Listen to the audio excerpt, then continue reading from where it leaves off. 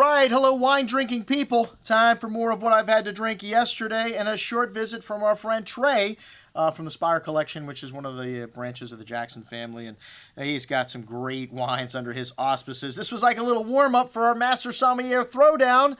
John Blazon and Andy McNamara at the Lobster Bar in Las Olas, which was a lot of fun. That's why Trey was in town. And I think half of the entire group was from Premier Beverage or Noble Wine Estate. So a lot of support there for these two Master Somms. And, well, the Galerie Riesling was one of the wines in the mix. And, one of the things I love about what Andy McNamara said is, when he picked his first wine, he said, no matter what the question is, champagne is the answer. And even though the Galerie Riesling was good, the Elias Champagne, to me, better with the food, better with the first course, better with the second course than the other pairings as well. Champagne, no matter what the question is, always the answer. Brilliance. All right, well, the Capensis Chardonnay was what we started out with. This is from the Western Cape of South Africa, and this is the Jackson family's first foray into South Africa. The Graham Wirtz, one of the guys from Stone Street, is from South Africa, so he wanted to go back and he make a wine there. This is mostly from Finbosch Vineyard, and it's a non-mallow style, 45% oak, but man, does it have a lot of oak in the nose. Very flinty, very minerally. It's got like a bacon kind of note to it, and lemon drop candy fruit, kind of fresh floral notes also. And I like this wine better the first day. The second day, it seemed to get oakier. A big Chardonnay, lots of everything. A bit overbearing, though, on the second day with that smoky, toasty, flinty oak. And it's $78, big Chardonnay. If you like that kind of thing, man, like I said, it's a very good wine. Just for me, a little overbearing with the flinty, smoky oakiness. All right, the Galerie Cabernet Sauvignon. Well, we had two of them here. And let's see, one is from Knights Valley, one was from Napa Valley. And the Napa Valley one is mostly Spring Mountain fruit. There's a little Oak Knoll and St. Helena bench in there. These guys have got some of the greatest vineyards in the world to pick from their wines.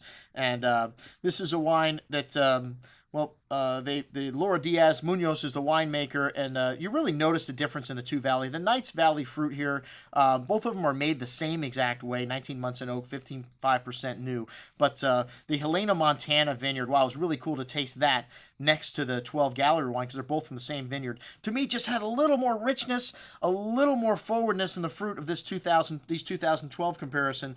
But both of these wines were most excellent, I have to say. Laura has got a real hand here with Cabernet, and if you like Napa Cabernets, the Knights Valley Cabernet, to me, Knights Valley, North Napa, it's Sonoma, but still very similar to what you get from Napa, very structured, maybe just a little more forward. The Helena, Montana 2010, well, this shows that 2010 structure. This was a very rich vintage, a cooler vintage, so the wines have got great structure. This wine's shown a dark bouquet, fresh ground coffee, loamy earth, dark currants, plums, very intense and peppery spice here as well. This wine's big and chewy on the tongue, lots of layers, cassis, currants, espresso, spices, bitter cocoa, really long finish, lots of acidity. This wine will last for decades in your cellar at $84. Check out these Anakota wines, man. If you like Napa Cabs, these are some of the best wines being made.